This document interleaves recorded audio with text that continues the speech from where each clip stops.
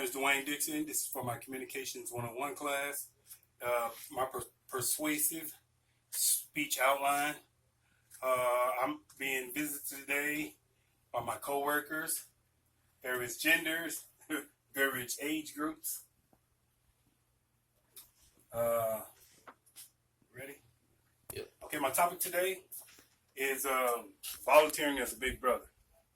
The purpose of it is to hopefully inspire, persuade someone to volunteer. Specific purpose is volunteering as a big brother can change a child's life. Just to pose a question, can you spare 8 hours a week? The reason why I've said 8 hours a week, because I think about how much time we spend watching TV, watching the games, playing video games, cutting the grass in the lawn. All those things can be an hour or so that we can spend with a child and possibly change their life. Motive, everyone knows, a family member or a friend who is a single parent. Part of my testimony is, as a counselor and as a coach, we see the hurt and the pain that some of these young boys experience not having a father in the home, anger issues, problems with authority. They all directly stem from not having that male authority figure in the home. Statement of fact, children who live and grew up in fatherless homes are at a greater risk. Volunteering as a mentor can alter a child's life. Just as a preview statement, an absence of fathers in the home affects the child in several different ways. One of the ways is economically.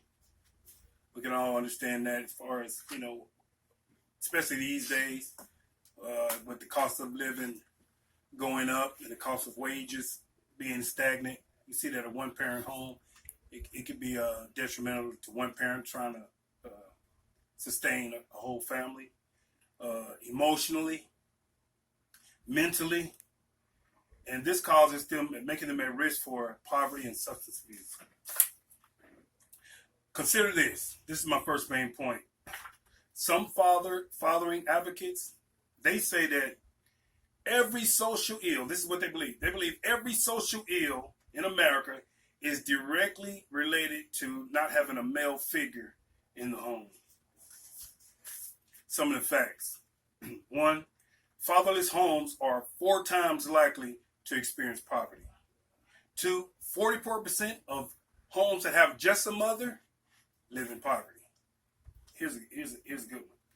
There are roughly 14 million single family homes. 1/3 of those homes live in poverty. So what's the point? Poverty can be a breeding ground for many mental and emotional disorders. Point 2, single parent homes spend less time together. Because they spend less time together, the children have a tendency to kind of raise themselves. We're all familiar with that term, turnkey child. Here are a few facts. This puts the child at a dramatically greater risk of drug and alcohol abuse. Because he's there alone, more time to experiment, more time to be easily influenced. 7% of teen pregnancy, fatherless homes. 90% of runaways run away from a fatherless home. This also increased the odds of high school dropout rates, not having a male figure in the home. So what we do, volunteer. That's the point of this presentation, volunteer. So my main point 3 is volunteer, volunteer, volunteer. Couple of facts. 77% of children say they are doing better in school because of a big brother or a male role model in the home.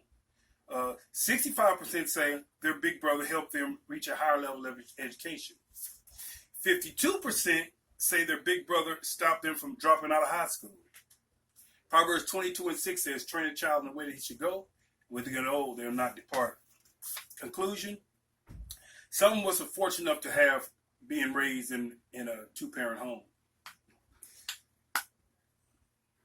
It's our call and duty to give others but was freely given to us.